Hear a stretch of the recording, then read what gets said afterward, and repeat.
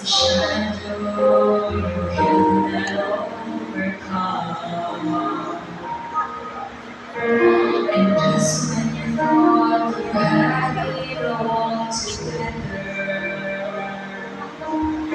you knew every verse you get you through. But this time the sorrow broke more than just your heart. And beside all those verses just won't do. When answers are denied, the mystery lost. It's more than just an answer to your prayer. And your heart will find a safe and peaceful refuge. When answers are denied, He's there. Katulad ng mensahe na natin kailangan mo.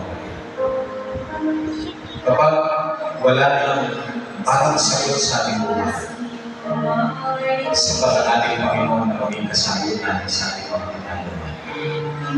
Ngayong gabi, nais ko pumakita sa pamamagitan ng inyong magtayo na sa inyong mga buhay, nais kong mayroon yung mga sarili. Na gusto ninyong buong suotin ang buong kasuotang pandigma at ihahatag yung mga sarili sa mas malaking timbang na harapin ninyo sa espiritual ninyong buhay at pakikipagbago.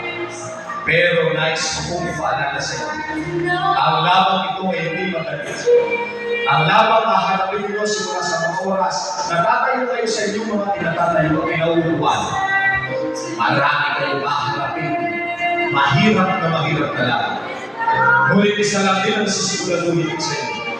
Kapag nakahanda kayong suotin ang senturon ng katotohanan, ang baluti ng katwiran, ang sapatos ng pagiging handa ng mabuting balita ng kapayapaan, ang kalasap ng pananampalataya, ang helmet ng kalutasan ng pagtabak ng mga ng Espiritu, ang maglaban ang haharapin ninyo.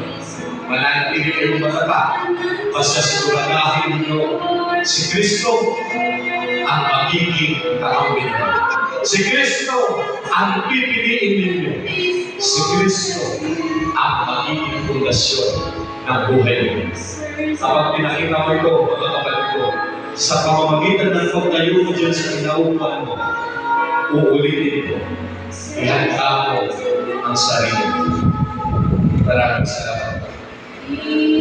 Maraming salamat sa inyong pagtayo, mga minamahal ko mga kapatid. Siguraduhin niyo lamang na nakahanda kayo. Dahil nakahanda ng saklolo ng ating Diyos. Sa anumang panahon, sa anumang pagkakataon, ang ating Panginoon. Noon pa man, ngayon, at sa mga susunod pang panahon, siya'y kakampi natin maasahan na hindi tayo kailanman iiwanan. Oo, dumating ang araw na iniwanan mo siya, pero kailanman hindi niya kayo iiwanan.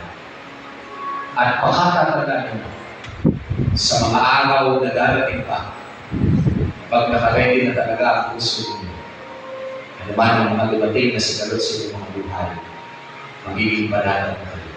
Kahit dumating kayo sa kulto ng kalalang karamdaman, magiging masaya pa rin kayo kakaptinin mo ang ating Panginoon. Yumuko tayo sa pagdaan.